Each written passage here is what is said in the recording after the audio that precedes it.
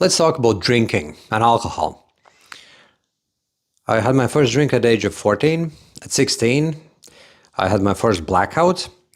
And at the age of 23, I realized that I had a serious drinking problem. So I quit drinking for good. I went cold turkey for 8 months straight. And after those 8 months, there was this voice that was telling me, hey, now you can handle the drink, right? You can have one or two and feel that incredible feeling of, everything being rosy and nice and the camaraderie and everything, right? But I couldn't handle just one or two drinks. I wanted to have more and more and more. And before you know it, again, I had a blackout and I felt super guilty. And this vicious cycle continued for pretty much 2 decades afterwards. And now in retrospect, I realize what was happening there. First of all, I was super anxious the whole time. I was at unease. I was jittery. I wasn't feeling comfortable at all in most situations. So yeah, you could say that I had a social anxiety. So the alcohol was, as they say, the social lubricant for me.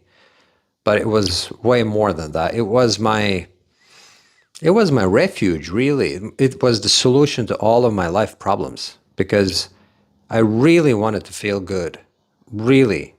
And alcohol was the best thing ever. It was my friend. It wasn't my enemy. And this is what a lot of people get wrong because they try and convince people who have these substance, abuses that the alcohol is the problem. But the thing is, it's not a problem. It's the perfect solution to the problem that the people have.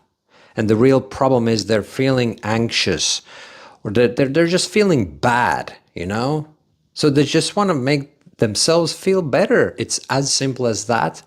And for me, there were additional things happening. I also needed to feel in control because my inner worth was very low.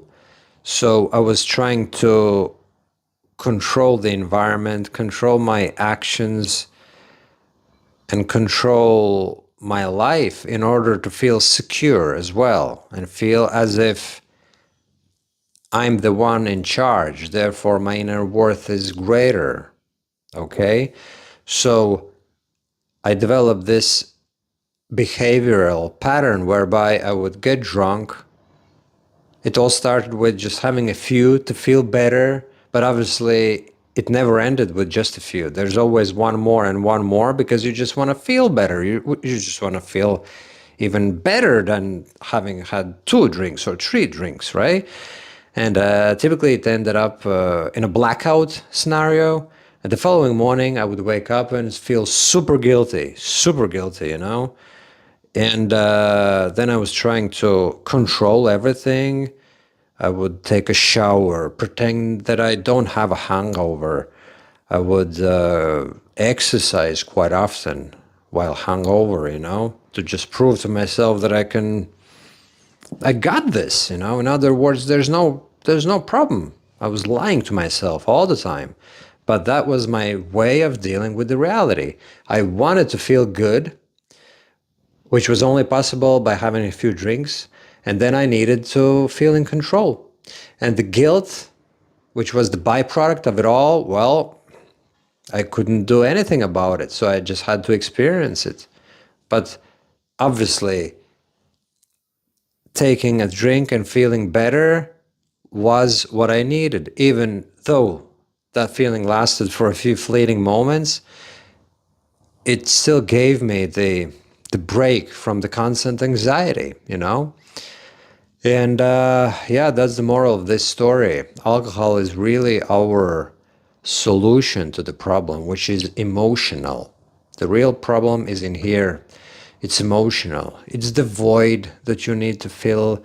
It's the anxiety that you need to quell and you want to feel better. And then if you develop additional patterns similar to me, where I also got to experience the control And that gave me the good feeling as well of being in charge and being important and significant and all of that. Then eventually you get this interesting cocktail of different emotions all tangled up in this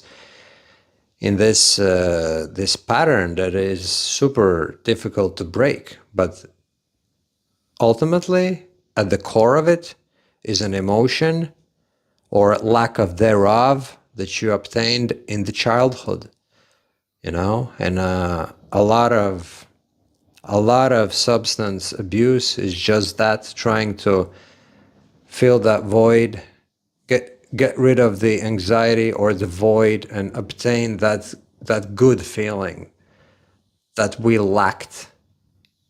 It wasn't enough. It wasn't given to us enough, you know?